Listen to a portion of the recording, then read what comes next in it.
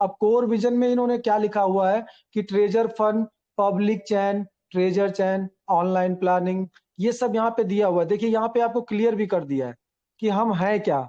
हम हैं जेडके roll up पे लेयर 2 पे काम करने वाले हैं।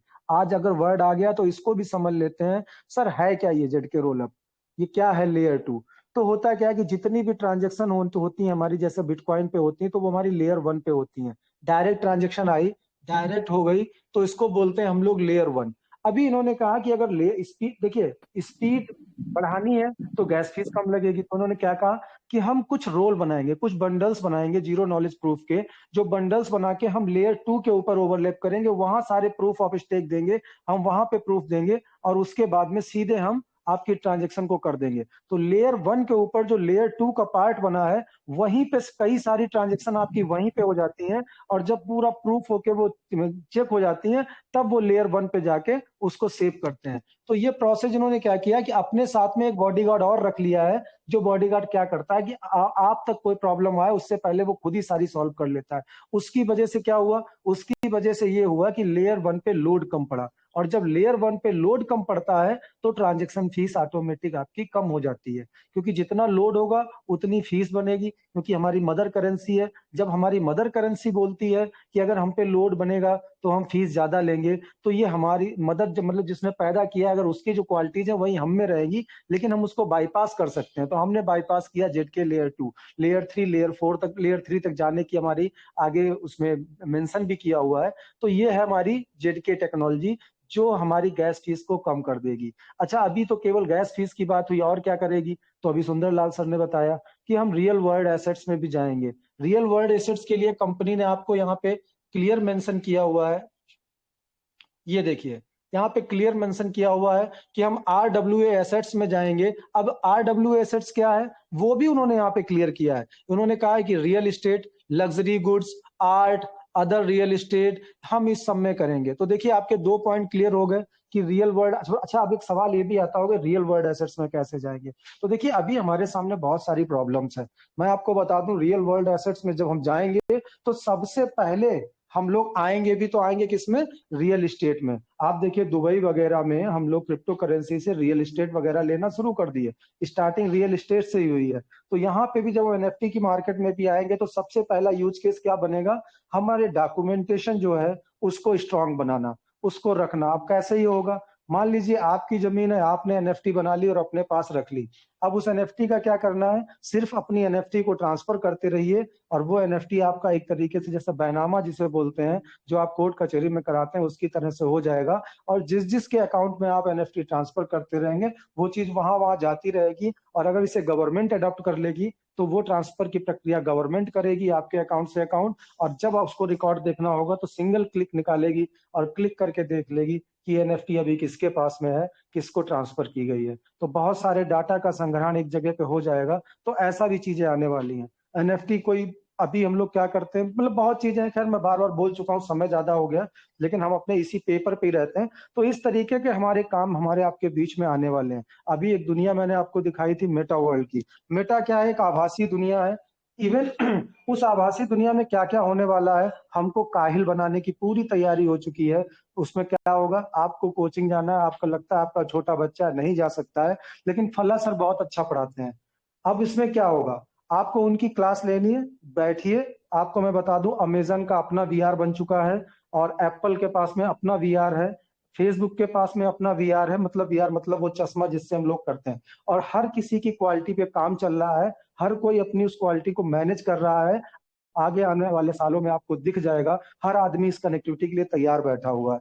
तो वो क्या करेगा? अपना एक बीआर लगाएगा और बीआर लगा के बैठेगा, और जैसे ही वो बीआर लगाएगा, ऑटोमेटिक जिस क्लास के लिए वो उसमें लिंक करेगा उस क्लास में जाके वो बैठ जाएगा। उसको अपने दोस्त भी आस पड़ोस में दिखाई देंगे, उसको अपना टीचर भी दिखाई देगा, और जब वो हैंड रेज करेगा तो उसका टीचर महसूस भी करेगा कि बंदे ने हैंड रेज किया है, और वो उसका जवाब भी देगा। यानी एक ऐसी आभासी दुनिया हमारे बीच में आने वाली है। अब जब आभासी दुनिया आएगी तो आभासी दुनिया में चीजें भी होंगी। वो चीजें कहाँ से आएंगी? वो आभासी दुनिया की चीजें कैसे आपको दिखाई देंगी?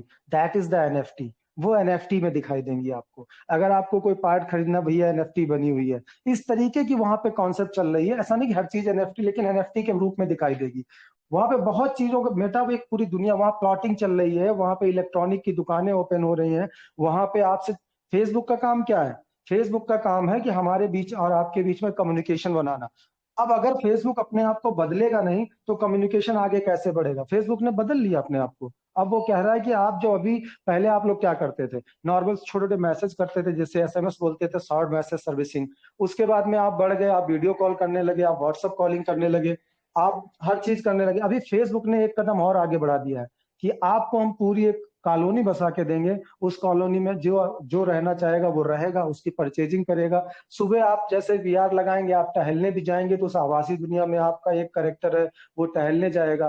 रास्ते में मैं आपसे टकरा जाऊंगा, आपसे दुआ सलाम करूंगा, आपसे मिलूंगा, आपसे बातचीत करूंगा, और उसके बाद आप पूछेंगे कहाँ जा रहे हो, मैंने कहा पड़ोस वाले मॉल में जा रहा हूँ। और वहां से मैं पड़ोस वाले मॉल में जाऊंगा, वहां से शॉपिंग करूंगा, अपना रखूंगा, और उसके बाद वीआर निकालूंगा, चीजें सब नॉर्मल। इस तरीके की दुनिया आने वाली है। अब जब ऐसी दुनिया आएगी तो वहां पे चलेगा क्या? वहां पे चलने के लिए हमको चाहिए क्रिप्टो करेंसी, वहां पे चलने के लिए हमको चाहिए एनएफटी, वहां पे चलने के लिए हमको चाहिए वहां का नेटिव टोकन। तो ये जो मेटावर्स की दुनिया मैं आपको दिखा रहा हूँ, इसका नेटिव टोकन बनने की कोशिश में लगा हुआ है ट्रेजर। ये आइडिया मैंने आपको इसलिए दिए, मैं बार बार देता हूँ, लेकिन मैंने देखा कि बार बार रिपीट करने से भी कुछ लोगों को नया मालूम पड़ जाता है। तो आप इसको देखिए, अभी एक चीज और देख लीजिए, उसके बाद मैं अपनी बात को क्लोज करता हूँ। इन्होंने बताया है कि क्या क्या मार्केट में समस्याएं हैं, वो भी अपने पेपर में बताया हुआ है।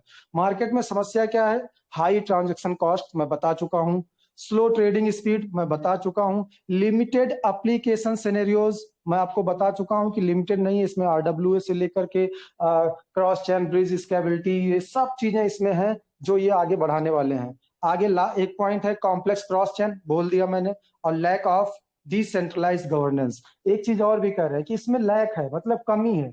ये जितने प्रोग्राम है डिसेंट्रलाइज नहीं है 100%।